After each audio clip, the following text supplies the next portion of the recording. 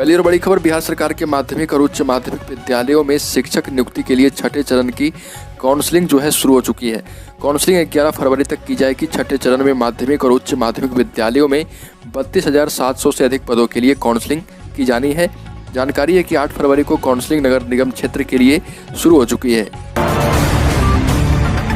खबर, बिहार में मौसम का हाल, बिहार में बदलने वाली है हवा की दिशा। बिहार में 48 घंटे में हवा की दिशा बदलने वाली है। वायुमंडल के निचले हिस्से में हवा का प्रवाह पूर्वी होने की संभावना है, जिसके प्रभाव से न्यूनतम तापमान में 2 से 4 डिग्री की गिरावट हो सकती है। पश्चिमी हवा का प्रवाह कम होगा और पूर्वी का असर बढ़ेगा, जिससे दिन में धूप के बाद रात में ठंड का एहसास थोड़ा कम हो जाएगा। मौसम विभाग के मुताबिक राज्य में पछुआ हवा का प्रवाह सतह से 1.5 किलोमीटर ऊपर तक हो रहा।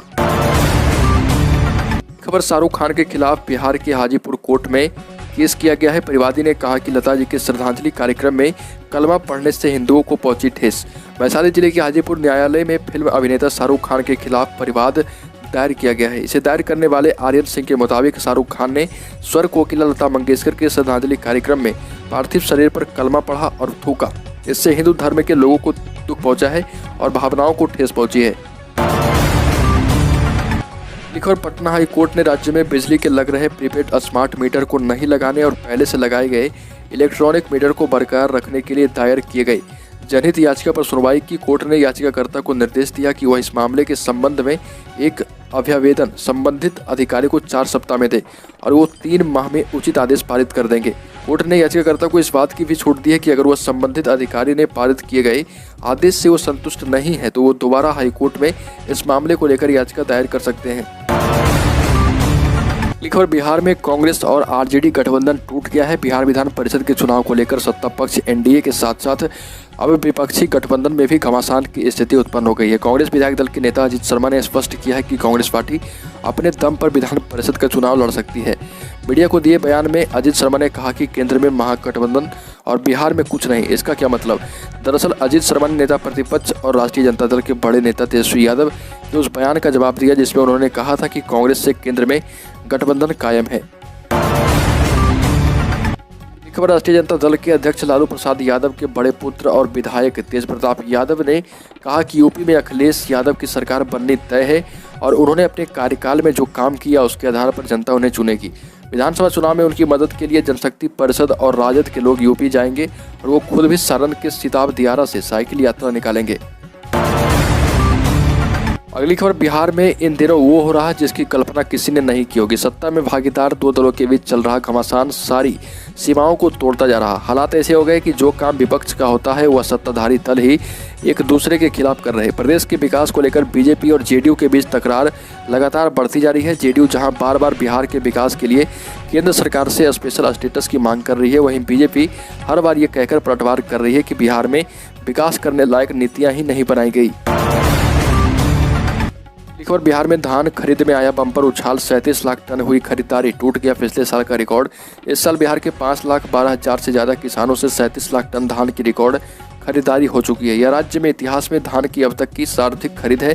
सरकार की चुस्त दुरुस्त प्रशासनिक व्यवस्था के चलते प्रदेश में बम्पर धान की खरीद हुई है। आपको बता दें कि इस साल बिहार के 5,12,000 से ज़्यादा किसानों से 37 लाख टन धान की खरीद हो चुकी है। अगली खबर, बिहार में कोरोना की तीसरी लहर तेजी से खत्म हो रही। पिछले 10 दिनों से कोरोना के नए संक्रमितों के मिलने की संख्या लगातार कम हो रही है। साथ ही संक्रमण दर में भी कमी आ रही। एक पखवाड़ा पहले यानी 25 जनवरी को सूबे में जहां 2,362 नए संक्रमित मिले थे और संक्रमण दर 1.5% थी, वहीं 7 फरवरी को महज 235 संक्रमित मिले हैं। संक्रमण दर भी सोमवार को 0.24% तक आकर सिमटी है। सूबे के 26 जिले ऐसे हैं जहाँ 10 से भी कम संक्रमित मिल रहे। और बिहार के सरकारी और सरकारी सहायता प्राप्त सभी प्रारंभिक विद्यालय के बच्चों को स्कूल बंदी के दौरान भी मध्याह्न भोजन का लाभ मिलेगा। पूरे जनवरी और 15 फरवरी तक उनके मध्याह्न भोजन के अनाज और खाना पकाने के परिवर्तन मूल्य का लाभ राज्य सरकार जल्द ही देगी। अनाज विद्यालयों में वितरित किया जाएगा, जबकि परिवर्तन मूल्य की राशि छात्र छात्राओं के खाते में डीबीटी के माध्यम से भेजी जाएगी। शिक्षा विभाग के अपर मुख्य सचिव संजय कुमार ने इस बाबत जिला शिक्षा पदाधिकारियों को विस्तृत आदेश जारी किया है।